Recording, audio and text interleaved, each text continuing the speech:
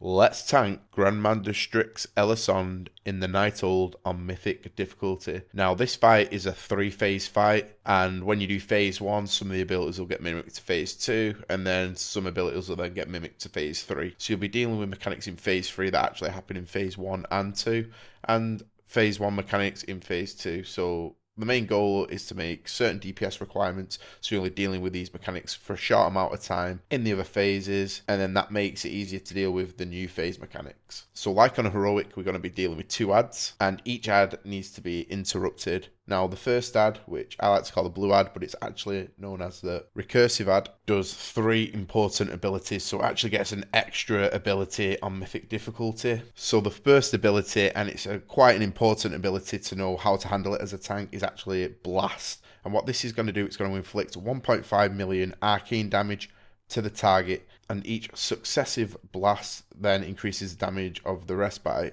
5%. Now, there's a few ways to handle this. You can either have an interrupt rotation, which means your ranged DPS, especially when the blue ad spawns far away, which I'll talk about later on in phase 1. There's going to be a range ad, which we're not going to be attacking at one point.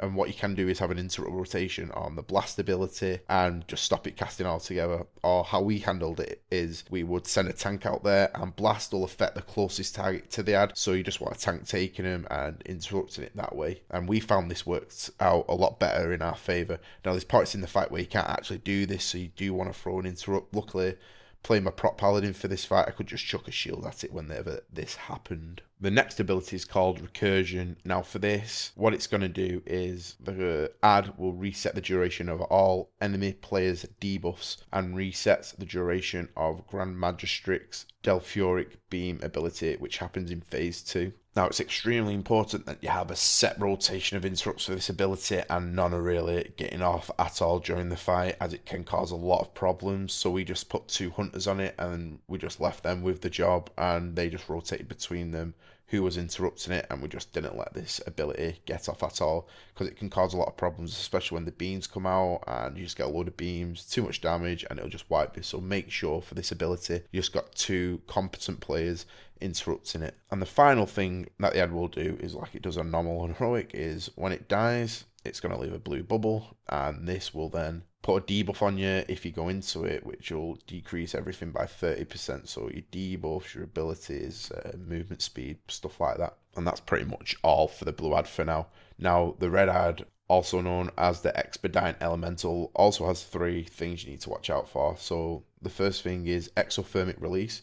And what this is going to do, it's going to inflict 600 Ks worth of arcane damage to all enemies.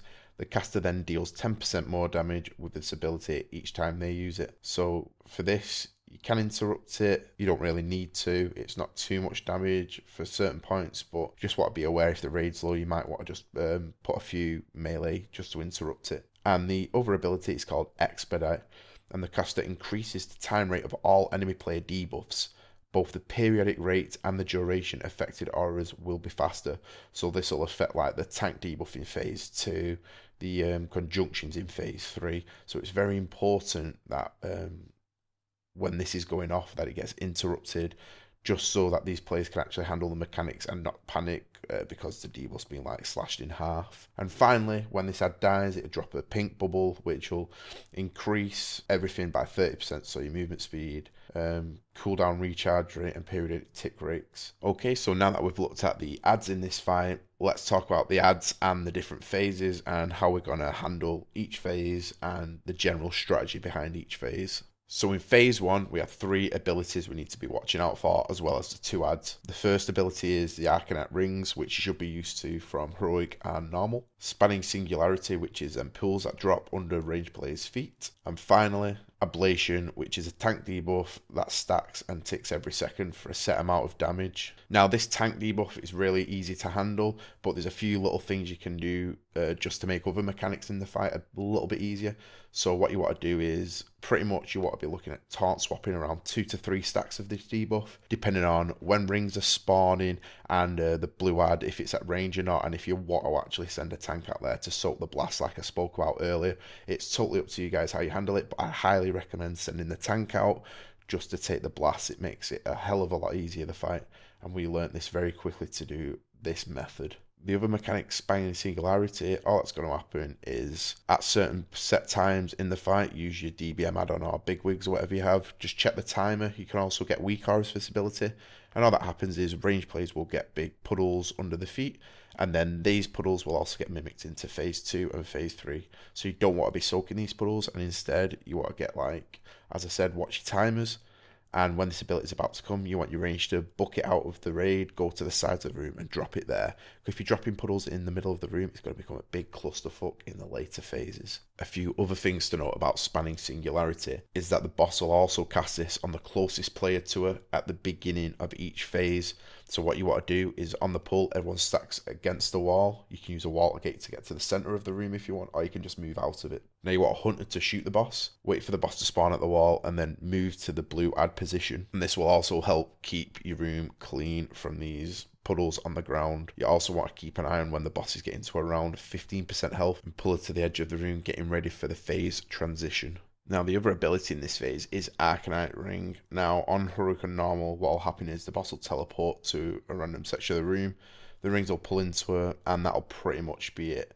If they hit a blue orb, it will slow the rings down. A red orb, it'll speed them up. Now, this happens on Mythic difficulty as well. Apart from when they actually get to the boss, they'll then pulse back out of her, shooting the rings back towards you. Now, there's little gaps within these rings that you can take, which I'm going to demonstrate now. And basically, how we handle this is you will notice that if the boss teleports, say, if you're looking towards the center of the room, if she goes to the left, the gap will then be on the left, so you tell your raid to go left. If she goes to the right, it will then be on the right. And you want to kind of only just go through the hole, and then you want to look for the gap coming back, and you'll just get used to moving into this position constantly. The gap pretty much remains the same for all phases. Now, the goal in phase 1 is to only get 3 sets of rings. So what you want to do is Bloodlust, and then you only have to handle the rings 3 sets in each phase because it mimics throughout the phases, and you won't get any more. And this is really good because in the later phases, you don't really want to be handling rings as well as conjunction, or rings and then soaking the orbs for the range as they're coming down. And these overlaps do happen if you do get more than 3 sets of rings. So that's why I highly recommend using Bloodlust on the pull in phase 1,